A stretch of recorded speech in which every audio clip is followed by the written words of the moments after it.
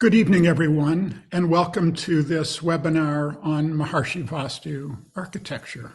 I'm John Lipman, and our guest speaker tonight will be introduced in just a minute.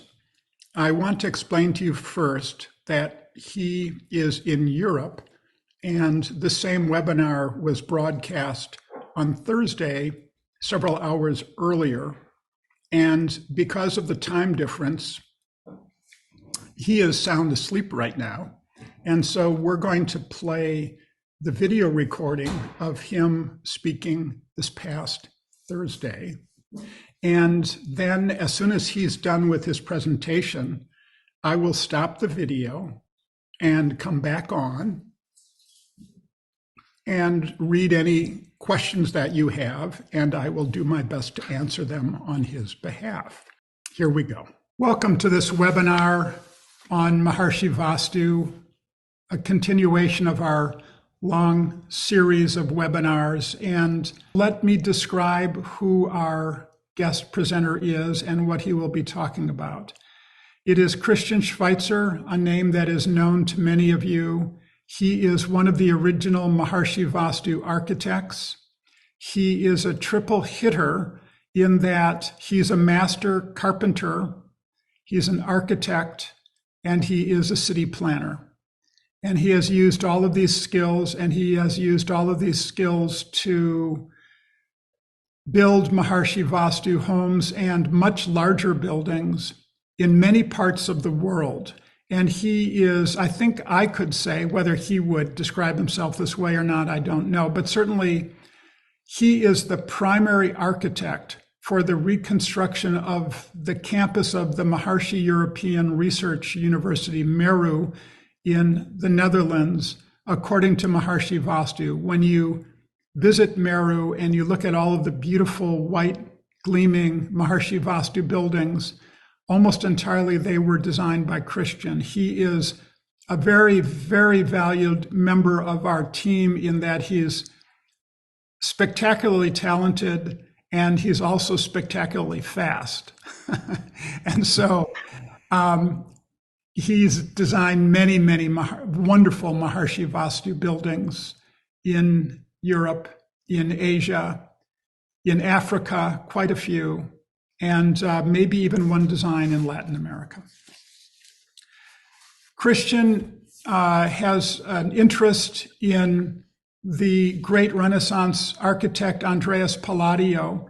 And as a follow-up to the talk that I gave last year, in which I looked at parallels between the work of the famous American architect Frank Lloyd Wright and Maharishi Vastu, we asked Christian, and he kindly said that he would be willing to take a similar look at the work of Andrea Palladio and help us to understand any ways in which his great influential work may resonate with the principles of Maharishi Vastu. So Christian, welcome.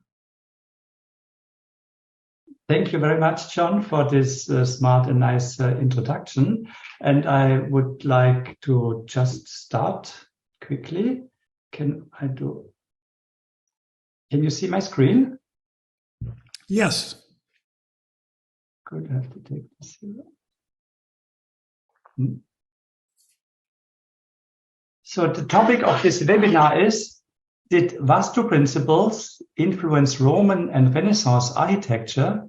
Or the subtitle, how much essence of Vastu Vidya is contained in the architectural teachings and buildings of Andrea Palladio. First, we should understand who Andrea Palladio was, and he's considered to be one of the most influential architects of all times. Andrea Palladio was the most important architect of the Renaissance, and the Renaissance is described as a rebirth of antiquity, a return to the ideals of Roman classicism. The balanced proportions, symmetries, and imposing porticos of Palladian's villas seem to emanate an aura of classicist grandeur to present day. And Palladio made architectural history through his buildings and is considered one of the most imitated architects. Representative buildings such as the White House or the Capitol in Washington would have been inconceivable without it.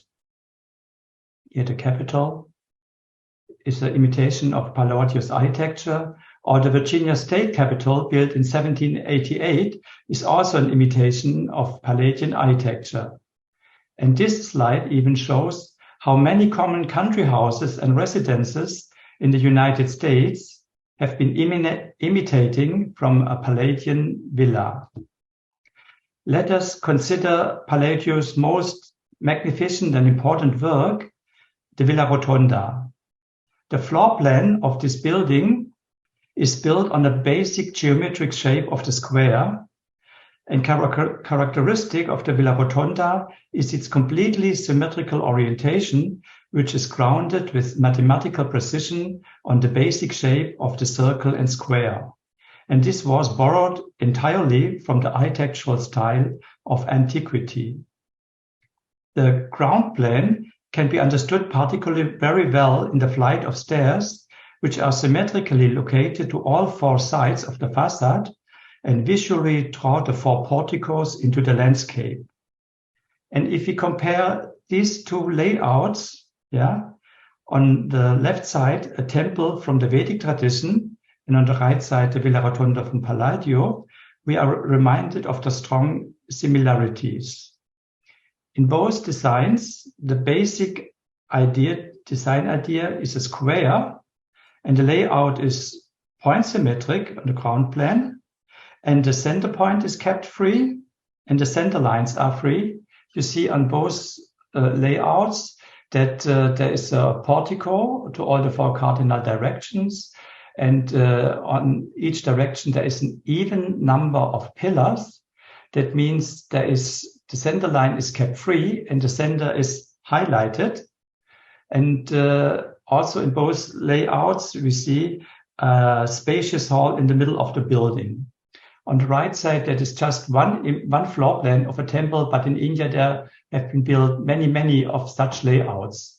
So it seems there is a very strong similarity between Palladian architecture and a Vedic temple.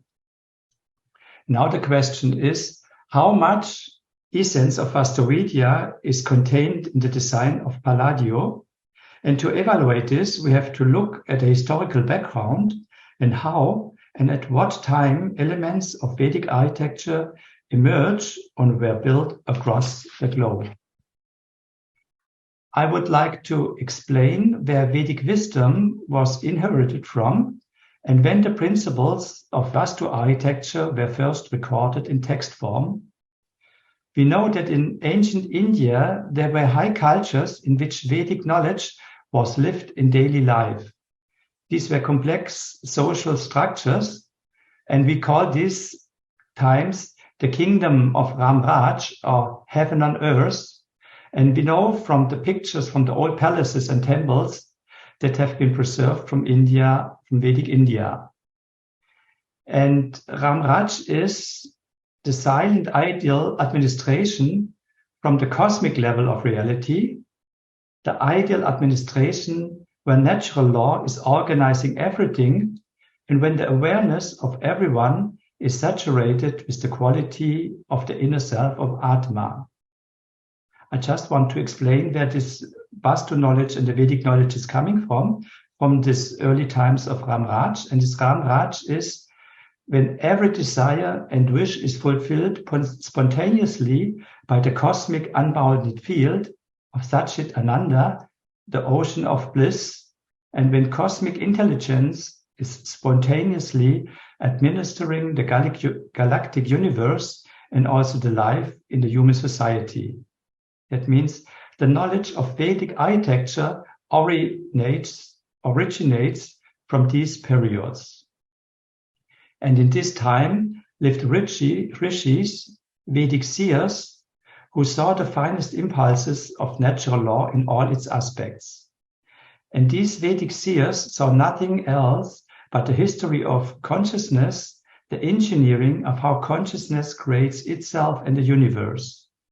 And these Vedic seers have seen the principles of Vedic architecture to design buildings that elevate the individual life of the inhabitants to the level of cosmic life.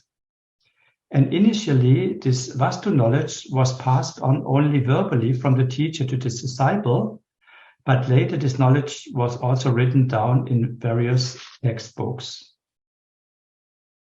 And that is what we see here. Let us look at the Vastu Vidya textbooks. Fountainhead is the Atharva Veda.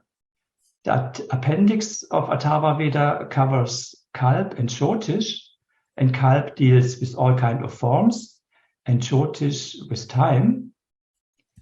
The next Vastu textbooks are the Puranas, and the Puranas are the Vedic literature, and they were first written down in text from the early century of the Christian era, and these include detailed knowledge about habitat planning, construction, well digging, and sculpture. And the next point is, then there were also several major subject treatises, texts from the 4th century before Christ to the 6th century Anno Domini, this means after Christ, and they give concise, authoritative description of design and construction of Vastu. And I want to mention one of these books, that is the Manasara. And the Manasara is the basic workbook for us Vastu architects. And during the golden age of Vedic culture in India, Indian merchants, Vedic pandits and engineers traveled to different continents of the world and spread the Vedic knowledge there. So Vedic knowledge also has spread outside India. Here, for example, we see in Indonesia the famous Prambanan, that's a Shiva temple, and you can see the main temples of Shiva, Brahma, and Vishnu with the deity mounts in front on the east side. Vedic pandits and engineers brought the Vedic civilization also to Cambodia. Here we see Angkor Wat, that is a built Vedic geometry, a built Vastu mandala. And also, for example, to Borobudur in Java in Indonesia. This is the largest Buddhist temple in the world, and the complex was built following the rules of Vastu Shastra. This influence reached all the way to Central America, to Mexico, to Chichen Itza, for example. Here is this pyramid. And archaeologists are explaining how the Indian civilization reached the Central American continent. Under Asian, or rather Vedic Indian influence, Central American civilization rose to great heights. And these pyramids are built in the shape of a Vedic shikara, of a stepped pyramid. And here we see the timeline of how Vedic architecture spread across the world. On the left side, we see the timeline when the Atharva Veda and the Puranas were first written down and not just passed down orally. I want to emphasize again that the Vedas are eternal and structured in consciousness and not invented by someone. And on the left side below, you see when Vedic architecture was built outside India between 500 before Christ and 1000 after Christ. These Vedic structures were built all around Asia and also in Central America. And now that is important. On the right-hand side, we see that the textbook of Manasara, and the Manasara is the main work for us, is the main work of Vastu literature for us Vastu architects, was written in text in the 4th century before Christ. And around 50 before Christ, the Roman architect Marcus Vritruvius must have had contact with the Vastu tradition. He has been writing a book that's called the 10 Books of Architecture. And his 10 Books of Architecture have very strong similarities with the book of Manasara. The content on structure of the chapters of these 10 Books of Architecture have too many similarities to be coincidental. Now we come to Vritruvius and his 10 Books of Architecture, that was 50 before Christ. And the basic characteristic of Roman master builders and Vritruvius of the imperial period was the return to the ideal Greek antiquity. Characteristics were symmetry, axiality, directionality, and a general sense of space. The columns and porticos are often presented exactly as described in the Vastu scriptures of Manasara. Here we see these porticos and the veranda in front of the entrance, in front of the main facade. And when we look at the floor plan, then we can say this also could be a Vastu floor plan. We see that there's a spacious hall in the center that is surrounded by columns, and that is surrounded by rooms which have some functions. And there is a portico in front of the building, and the center lines are kept free. The center is highlighted. These are all Vastu principles which we find in the Romanesque and Renaissance architecture. I would like to raise another important aspect and point out another chance where Vedic principles can appear in architecture. And that is, here we see again a floor plan from Vritruvius of his 10 books of architecture. It's like a chaturshala, like a central open courtyard with 4 houses around. That's very typical for Vastu. But what I wanted to say is that there are other chances when Vedic principles can appear in architecture, and that is when communities have experiencing the golden age and are living in harmony with natural law, then they also begin to live Vedic principles. Once I gave a lecture in South Africa, and one listener from the audience stood up and said that he knows from his grandmother that in earlier times, when medicine men collected their medical herbs, they were gathering the flowers on the trees for the medicine only from the east side of the trees, because they lived in accord with natural law. And then they understood that the early rays of the rising sun are very life-supporting. And then these herbs have a lot of healing quality when they are from the east side, when they get these very early rays of the rising sun. And for example, the Celts, in Europe, were also a highly developed people's group, and they built all kinds of shapes of building. But was very common for every building was that the entrance was towards the east. And the Renaissance was also a golden age in which the arts and architecture was refined. And therefore, some of the principles of ideal building of Vastu also realized during this time. And here we see again how the Vedic textbooks could have reached the Roman master builder Vritruvius in Italy. And then from there, Andrea Palladio referred back again to Vritruvius in his architectural approach. Here we see the Manasara when it was written down about 400 before Christ. And this was imitated and copied by Vritruvius. And then this knowledge and these textbooks have been written by Palladio, and he implemented all these principles in his architectural work. And like this, some principles of Vastu could have reached also Palladio. Now we are coming to Andrea Palladio.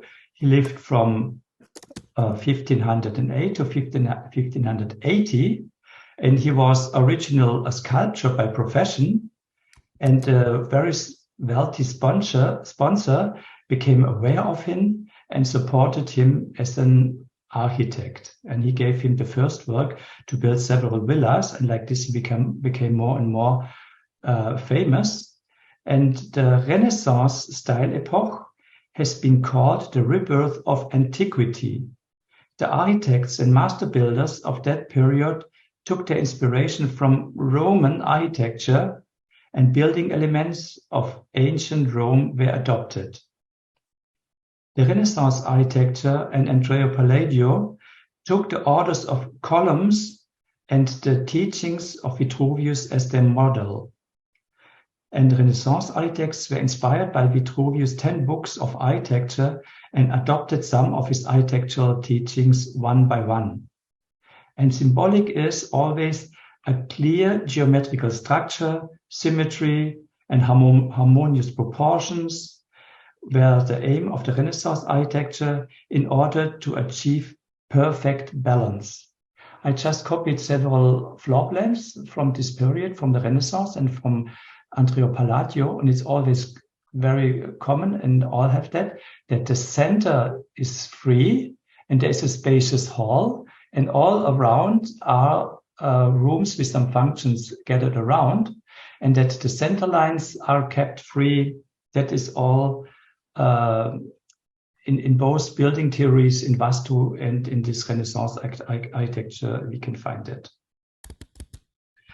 And in the 16th century, Palladio revisited the rules of ancient architecture, thus also Vitruvius and the design aspects of Vastu. Yeah, here we can look more closely to one floor plan. We see again that there is an even number of columns in front of the main facade. That means the center line is free, and there are rooms which have some functions. They are gathered around the center or room, and the central spacious room is kept free. And when we read the books of Palladio, then he invented, or he brought for the first time, this idea of loggia, or a portico in front of the main facade, and that is also a Vastu feature, and this we call an alindam in Vastu. And it's a very nice feature if there are some pillars or another row that is translucent in front of the east facade, that the east light could fall through such ornamented row of pillars into the house. Let us look at one example of a Palladian villa. That is the Villa Coronaro. That is the main facade facing the road. That is the facade facing the backyard. And when we look at the floor plan, it's again the same. It's highly symmetrical, and it has this very spacious hall in the center. And that could one-to-one be a Vastu design. We see here even these 4 pillars which are marking that spacious hall in the center. Let us now check if other Vastu principles have been followed by Palladio. And when we look here at his main work, the Villa Rotonda, we see, I just took a screenshot from Google Earth. Yeah, we see that that building is point symmetric and very orderly, but it is not oriented to the cardinal directions. We see the entrance is here from the northwest, and it is completely not oriented to true east or true north. So this principle of orientation, Palladio did not follow. And when we look for another building, for example, the church San Giorgio in Venice, we see that the entrance is here also somewhere to the west, and most of the water is on the west side. So he did not do a site selection and first check the land, whether it's appropriate according to Vastu. So both Vitruvius and Palladio both mentioned again and again that a building should have a reverence to the cosmic life, that buildings should take into account the path of the sun, the moon, and the stars, and the building should also take into account the natural law of the surroundings. So orientation was very important for both master builders, Vitruvius and Palladio. That's some of their drawings. But if you look at the city plan of Vitruvius, however, you will see that he understood orientation to mean orientation according to the direction of the wind. So he aligned entire cities according to the wind direction, so that the cities and villages were properly ventilated. That means Vitruvius and Palladio did not orient their buildings geographically to east, as we do in Vastu. And if we look here at the Vastu principles and we can compare them, so the first would be orientation to the cardinal direction. This Vastu Vidya allows nothing else. The building should be completely oriented, but Palladio did not consider that. And the eastern and northern entrance is very important, most important in Vastu. Palladio also did not consider that. And the right placement of rooms is important for Vastu. That means the kitchen should be in the southeast and the meditation in the northeast. But also Palladio did not do that. He just put the rooms functional around the main spacious hall in the middle, just as it was practical. And the next point, Brahmastan, keep the center and the center lines free, and the entrance in the center of the building. Yeah, this is what Palladio did again very well. Yeah, he always had this center point free and the spacious hall in the center, and symmetry and orderliness and beauty. That is for Vastu, and Palladio both did that. And now site selection. That means we only build on a land which has no sunrise delay and no water to the south and west. This is what we do first in the Vastu consultation. Palladio did not do that at all. He oriented the building sometimes to water towards the west, and he did not check whether there is a mountain or elevation on the east side. And the next point is the reversion to the architectural language of the high cultures. That means classical ornamentation. This Palladio brought again in his architect's work, and that is also important for Vastu Vidya. And the system of Vedic measurements and proportions. This is what we calculate for every Vastu project. This Palladio also did not do. He had some kind of teaching for proportions and measurements, but not the ideal Vedic measurement system from Vastu Shastra. So what we can say is that Palladio was a brilliant architect who built the most beautiful and aesthetic villas, but he was not a typical Vastu architect.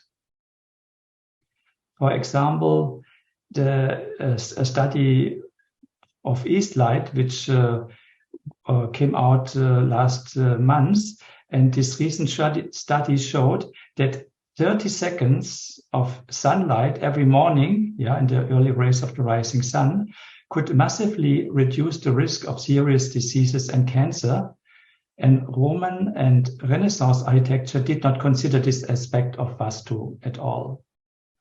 And orientation cells. We as humans are enabled with a sense of direction. Scientists found neurons in the brain called place cells. And these place cells in our brain activate when we move into a specific location and then form a map of the environment in our brain. And this shows that our brain is sensitive to orientation, position, and direction in space. And Roman and Renaissance architecture did also not consider this aspect of Vastu. So the conclusion is that Andrea Palladio realized essential principles of Vastu Vidya in his architecture, but however, he was not a typical Vastu architect who took all aspects of Vastu Vidya in account. But the question then is, can Palladio's architectural style enrich the Vastu buildings theory? And the answer is very clear and is yes. The great achievements of Palladio was that he created buildings of balanced harmony and extraordinary beauty. And the contribution of Palladio is, if we apply the design principles of Palladio and at the same time apply all the Vastu principles, then we can construct aesthetically beautiful Vastu homes and villas and offices which are good fortune and health promoting. So I can show how we did this in our Vastu work. Here we see again the Villa Rotonda, and the main design idea was to have these porticos to all the four cardinal directions, or to all four sides of the facade, and have a square main house, and in the center cupola. And we imitated it like this. That is a Vastu house in Malaysia. It's also a square footprint, a square main house, and it has these extensions with stairs and porticos to all the four cardinal directions. And in the center is a main hall. So that is an ideal Vastu building, which covers all the Vastu principles, but at the same time is also very aesthetical while studying the design principles of Palladio. Or for example, here, that is Palladio with these corridors and porticos in front of the east side, and these verandas to the east side, to the main facade. And we copied that and imitated that. For example, here, the Peace Palace in Malaysia, in Kuala Lumpur. There's also a veranda on the east side. Or for example, here, for the Peace Palace in Lebanon. There's also this second facade in front of the main facade towards the east side, which is a very strong Vastu principle. Or for example, this here is again a villa from Palladio. And what he has done here, he has highlighted the center with a semicircle arch above the entrance.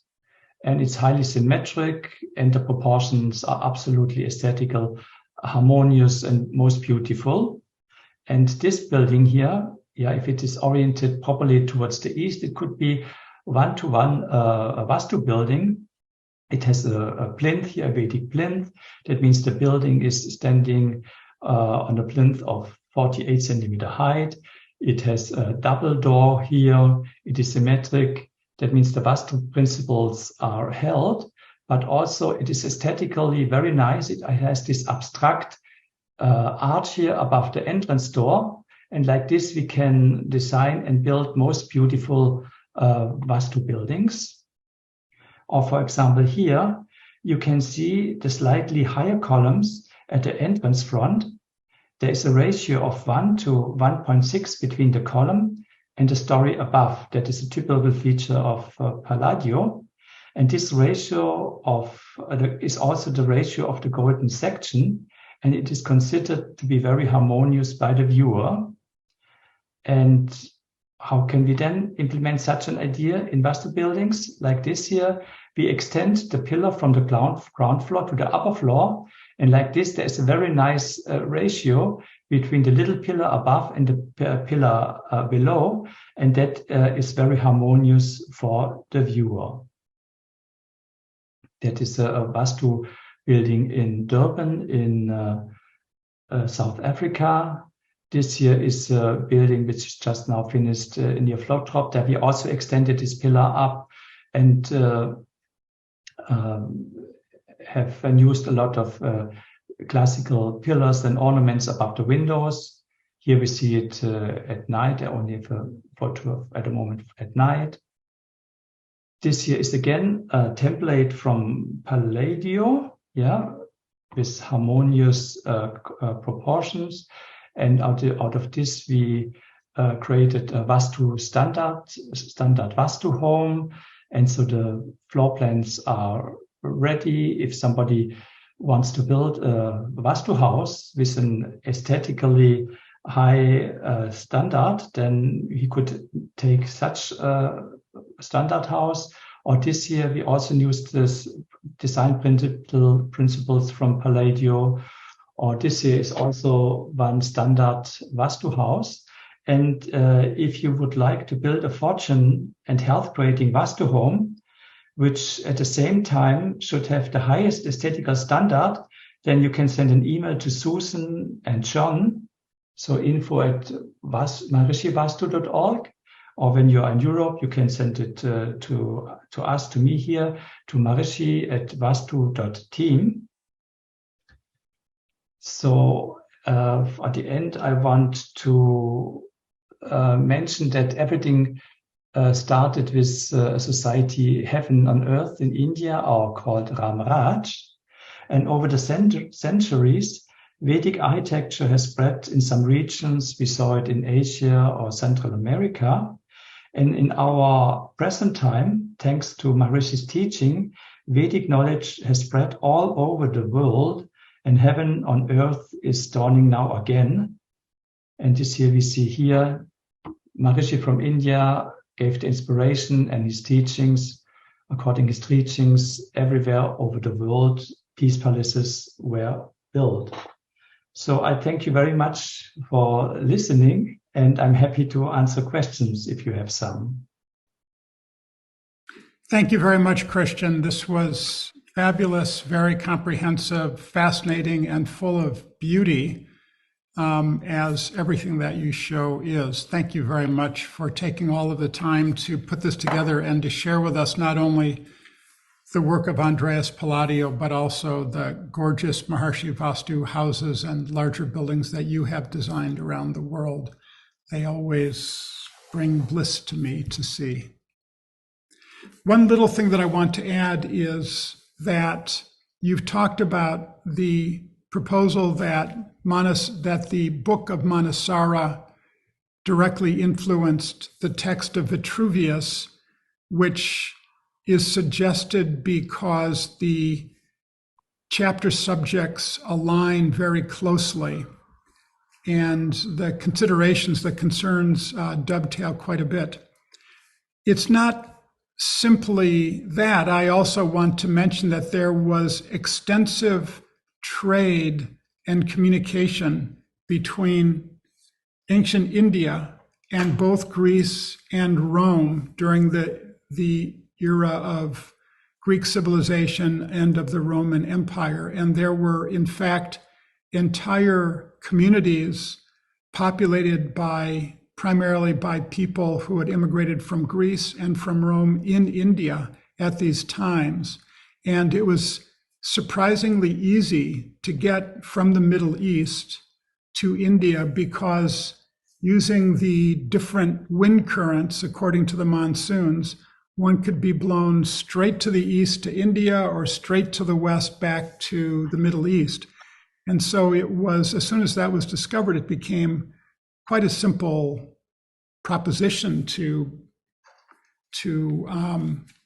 for these two ancient civilizations to be in very close communication with each other. And that's above and beyond the early versions of the Silk Route, which by some routes went through northern India.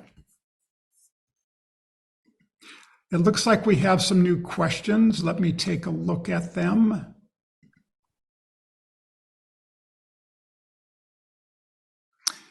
And Christian, here is a question for you from Kirbal Taylor.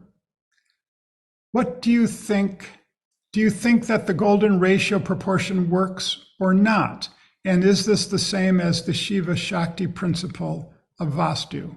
Here is quite a broad question for you, Christian. Yeah, I think the golden ratio is proven that it is highly harmonious, and it's very nice, and it creates beauty, of course. And it's a principle which is found very often in nature. But in Vastu Vidya, for the Vedic measurement system, we don't use it. Yeah, we use their Vedic proportions and measurements, which are unique and which are always life-supporting and the best one.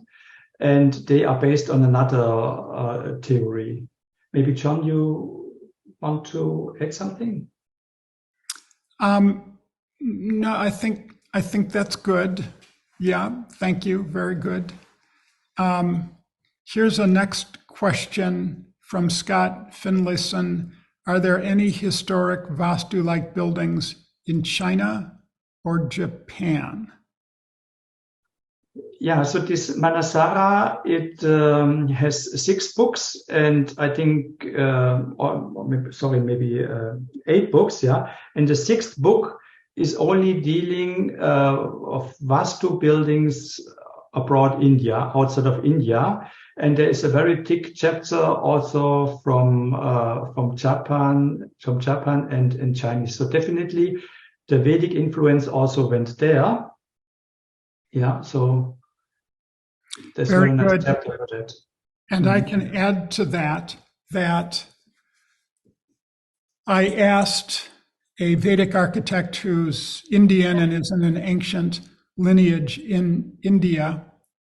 And I also asked a contemporary master of the Chinese geomancy system of feng shui whether there is known to be or considered to be any historical link between this Chinese system and Vastu. And the masters from both traditions gave me the same answer. They said that, oh yes, our tradition records that feng shui comes from Vastu. And so that may be historically the case. And it is certainly the case that when we look at some of the most significant buildings that have survived in Japan from the 600 to 900s, or from India from the Ming Dynasty, we see buildings that could certainly have been very much influenced by the principles of Vastu. The Forbidden City, for instance, like the work of Palladio, has many, many resonances with the work of Vastu.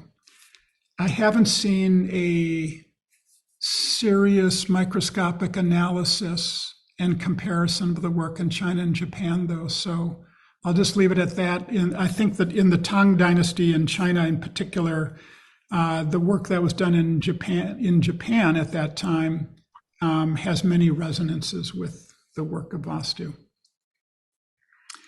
We have another question. We have several.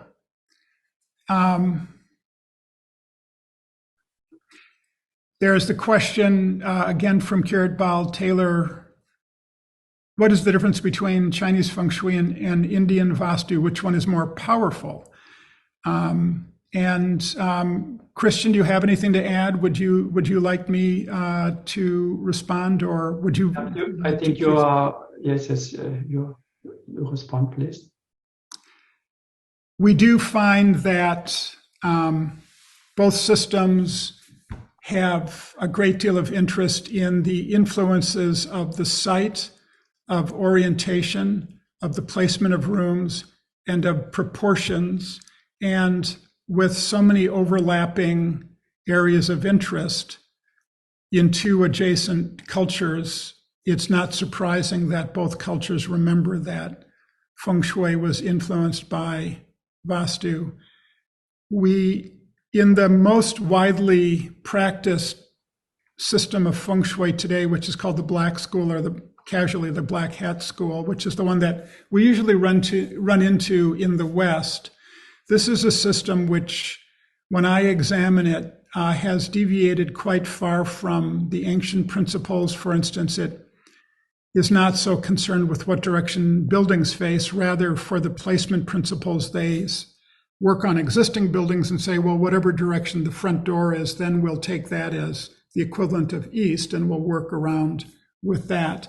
And so there are feng shui as we run into it today, maybe is not so connected to Vastu, and this explains why the actual precise prescriptions vary a great deal. But I will mention, and I told the story once before, that one of the times that I was sent to China to work on Maharishi Vastu projects, my client, after I made a large, very complex design, took my design to show to his feng shui master, and his feng shui master said, don't change anything. And from that, I suspect that there may be some practices of feng shui that have survived in China, which may be much more connected to the apparent historical influence of Vastu. Let's see, here's another question. Can we create a true Vastu home when the plot is small and the house size is very small and very tight to squeeze everything in. Christian. Yes, of course. We have to first do a site evaluation, and we are happy if you send us a Google Earth place mark or the address of the land and the borders of the land, so we can understand what the size of the land is. Then we are happy to check how big the Vastu can be and how big the house can be. But the first thing what we always do, we put the biggest square that is possible aligned to the cardinal directions on that land, and that is called the Vastu. And in this we place then the Vastu building. So just send your plot and then we can check it. Beautiful, beautiful. We've gotten some additional comments in. I'm hoping for some questions that have very specifically to do with the influence or the connection between Vastu and the classical work of the West. If any such questions are out there, then we have a real specialist on our webinar right now in Christian who will be happy to answer them. I'll give us just a couple more minutes waiting for more questions to come in, and I will read one question which came in on the questions and answers, which is not directly to do with Christian's talk, but it is, do we know and understand the scientific basis for the origin of Vastu? Well, this is a subject that I've been focused on in recent years. When we say the basis of Vastu, we know that it has to do with integrating human life into cosmic life, in ensuring that the kind of third skin around our body, the buildings that we build, do not create inharmonious influences that disassociate us from the cosmic influences of the universe, of that environment that humanity grew up in. And the most prominent of the influences from the natural universe is the passage of the sun, which comes at us from the east. And so we therefore have, as one of the prime tenets in Maharishi Vastu, a preference for east-facing buildings and for orienting us for some of our major activities like working and sleeping and studying to the east. And in the case of sleeping, that means head at the east end of the bed. And there have been quite a few medical studies published at this point which have validated that the directions that Maharishi Vastu recommends that we face when we're working or that we point our bodies when we're sleeping are associated with greater brain coherence, with better performance, with lower heart rate, with lower blood pressure, with better scores on mental health exams. And so we can say, looking at the principles of Vastu through the window of 21st century science, that yes, indeed, there is a secure, validated scientific basis for these principles. Much more research is needed, and we are working with researchers on additional studies. And as those are completed and published, we'll have an opportunity to have further webinars in which we talk about those. From Dr. Singhavi, what is the science of orientation of Vastu? Vastu has been integral part of Vastu since time immemorial. The Western Wall where the Jews pray, the mosques, and facing by Muslims to pray, and position of Jesus Christ on a cross in any church, and the statue of a Lord in any temple, all indicate a common principle. Christian, I'm going to give a first answer to that because I'm actually giving a lecture tomorrow to a group of neuroscientists on this very subject, and I was working on my lecture just before this began. And so we know that in the Catholic Church and the Orthodox Church and the Anglican Church, going back to the early years of Christianity, the preference was to pray to the east. And in Judaism, after the destruction of the Second Temple, there was a custom to pray facing the destroyed temple in Jerusalem, which meant that there was a particular point on planet Earth that Jews would pray in the direction of. But as our Pope who passed away, the prior Pope who just passed away a few months ago, had written in a publication shortly before he became Pope, in the perspective in Christianity was that it was more important to always face east, no matter where on earth you were, because that aligned you with the rising sun, which is the most powerful law of nature. And in so doing, you were connecting yourself to Christ by praying to this most powerful manifestation of natural law that we see on the surface of the earth. So that's one example of from another discipline, from another religion, another tradition, where we find the orientation to the east to be dominant. Christian, do you have anything that you would like to add to this? Just what you are saying here. See, I just opened Google Earth, yeah, and the whole Rome, everything is completely chaotic, but there is only one line that is completely exactly facing east, the rising sun, and the water is to east, and that is the Vatican. So the Christian Church also knew these principles. Beautiful. I'll ask one last question in our last seconds from Kirat Taylor. According to Maharishi Vastu, are there recommendations for better finance? Are there remedies? Does Maharishi Vastu have remedies in existing buildings to improve finance? Well, that was lovely. And if you do have any questions or comments, feel free to post them right now in the Q&A. John, there are actually many open questions in the Q&A. Can you talk more about the interiors of Vastu architect, for instance, the rooms and the locations of rooms? Yes, the main answer to this is found within one of the big three elements of Maharishi Vastu, which is what we call right placement, which is to say where to locate rooms, where to locate some of the key functions that occur inside of a house. We understand that the sun, the most powerful influence of natural law, has different qualities over the course of its travels over 24 hours. And we can take advantage of the influence of those differing qualities by locating certain key rooms in certain sectors of the house. And many of you have seen our simple diagram of a floor plan that shows some of these. For instance, in the southeast, we will typically put a kitchen because that's where Agni is greatest. So it's a good place to cook food. In the center south is a place where we will typically put a dining room. In the southwest is an ideal location for the master bedroom. The west center is a good place that promotes conviviality, is very good for a living room.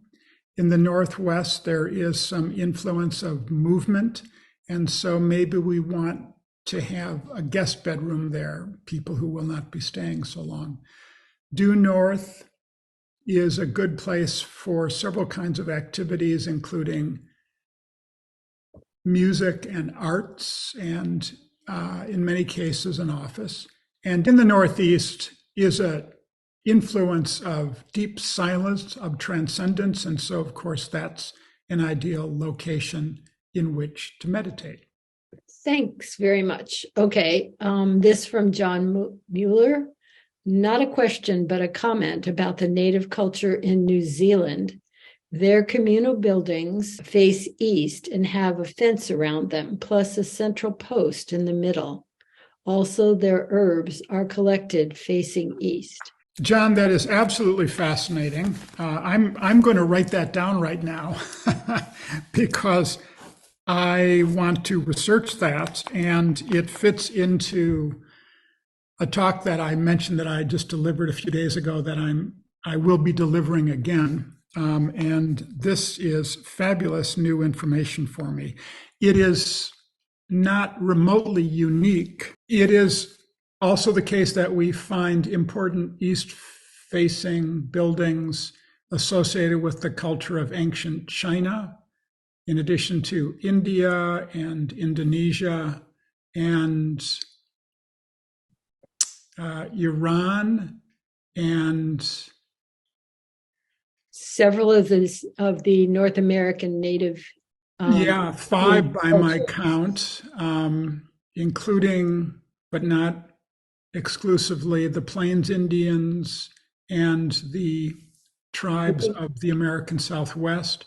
Right. And also, as we mentioned earlier, the 3 primary historical Christian denominations, the Orthodox Christianity, Roman Catholicism, and the Anglican Church, and also important buildings in pre-colonial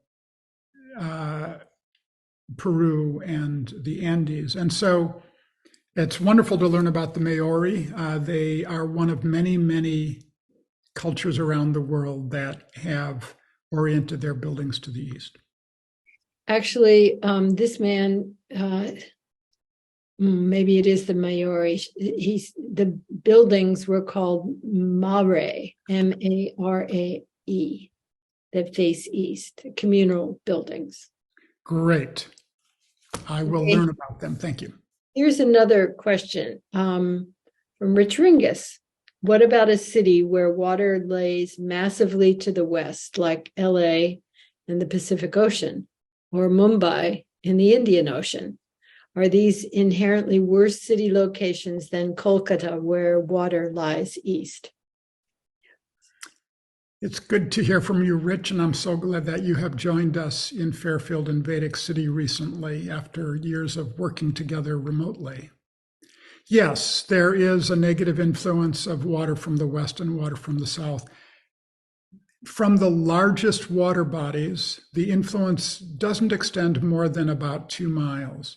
So if one lives, for instance, in Mumbai or in LA, we would certainly recommend that one live perhaps as much as 2 miles away from the coast. Okay, there's one other question. I'm not sure we can answer it, but I will ask it anyway. What is the proportional system that Vastu is based on? Is there a resource you can share to study this further? There is a book which is by Roger Audet. Roger is spelled as we would pronounce in English Roger, but he's French Canadian, so the name is Roger. R-O-G-E-R, Audet, A-U-D-E-T. And you can look the book up on Amazon and purchase it. And I at this moment can't think of the exact title, and he's written 3 books, but it should be apparent from the titles of his books which one has to do with Vedic measurement. And that is a resource. Actually, the better place to find all 3 of the books is at MIU Press, which has its own website, miupress.com. And if they just put in Roger's name, all 3 books will come up, and they do ship. Great. Okay. So we have answered all the questions here, and then there was that wealth of questions from before. John, would you like to conclude? You bet. It's been over an hour. Thank you so much. Every one of you stuck with us, I see, and so I hope that you got some inspiration and some valuable knowledge from this presentation. We were really fortunate to have Christian to do all the work necessary to make a deep, profound, and beautiful presentation on the connection between the work of Andrea Palladio and Vastu, and to show his own very inspiring work which integrates the 2 traditions.